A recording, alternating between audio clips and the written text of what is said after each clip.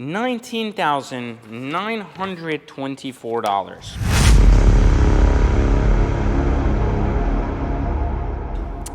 8-year service with an oil filter and all of the little spark plugs and all the clutch fluid, clutch filter, transmission filter, intake sound generator, I don't even know what the fuck that means, replace wing accumulator, bleed hydraulic system, and calibrate active wing.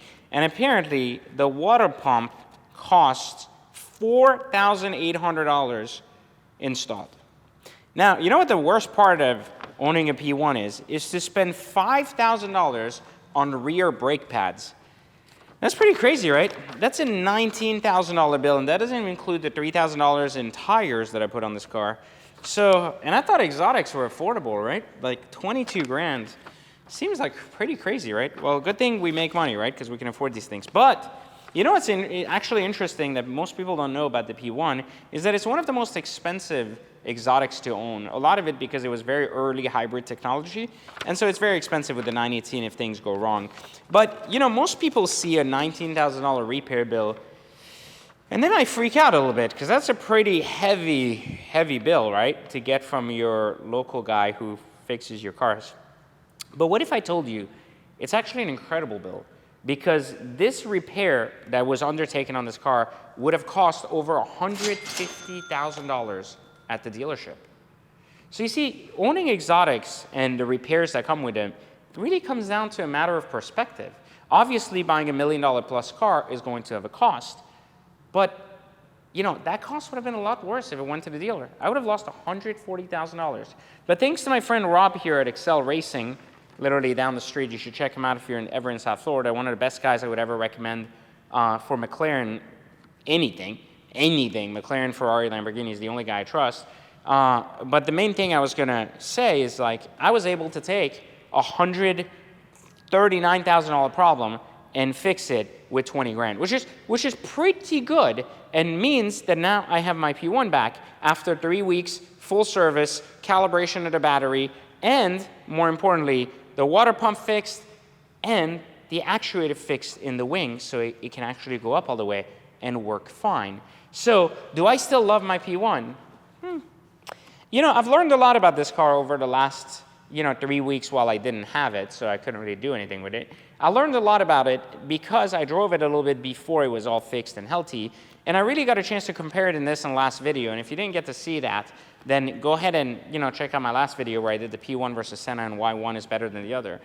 But the more I interact with this, not only the more I like it, but the more I understand it. And it's very different than this. But I still think, just to be clear, I know it's going to be unpopular, but I still think this is a more dramatic and radical car than this is. And I think since it's so much cheaper to fix this than this, it just makes sense to just buy one of these. Especially because they're undervalued, and while these are going to continue to go up, they're still significantly over where the threshold is where you're going to make as much money as buying one of these, and in 5 years hopefully they'll go to the price of these. So it just makes sense to go Senna versus P1. But some of the things that I wanted to point out here about what I've learned about this car is that it's truly incredible for what it is, and it's the future of hypercars, and it's the future, or the beginning of the future of hypercars, and that's why it came out in 2014. That was a big deal then.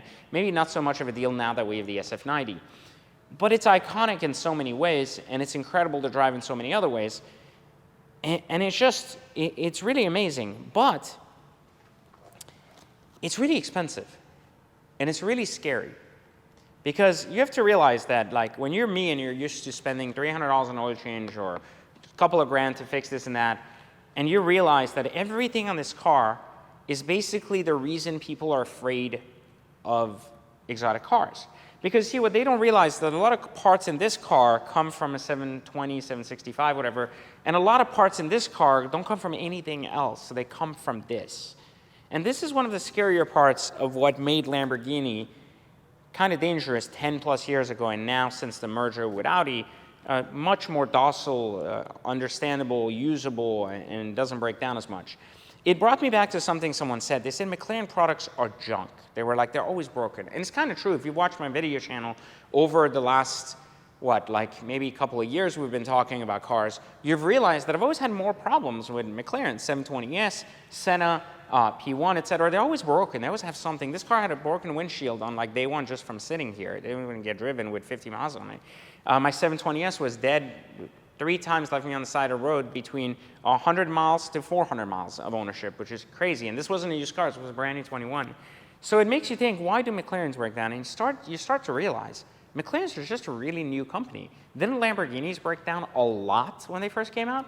Like the Diablo era, the Mercy era. Didn't we hear all the horror stories? The same horror stories that scared you from joining Exotic Car Hacks and owning an exotic are the same stories that scare people today about McLarens, because they're really just a 5-year, old company if you really think like how long they've actually been mass produced in the markets. And yet they've done some pretty incredible things.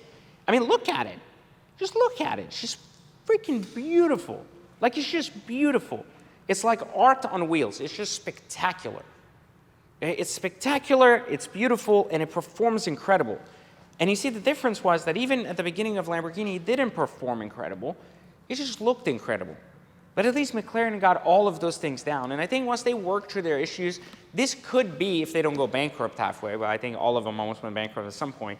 If they don't go bankrupt halfway, they'll probably become one of the greatest auto manufacturers of all time, as long as they stay consistent and don't fuck it up. But this was my way to tell you that the McLaren P1 is back, it is fixed, and so more cool shit coming soon. So make sure you like, turn on notifications, and let me know how would you feel if you had a $20,000 bill on your car, but more importantly, how would you feel if you knew it was $140K if done elsewhere?